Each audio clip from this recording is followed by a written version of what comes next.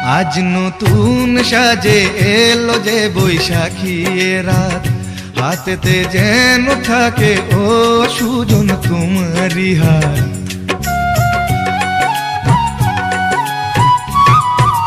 ও আজ নতুন সাজে এলো যে বৈশাখী রাত, হাতেতে যেন থাকে ও সুজন তোমারই হাত।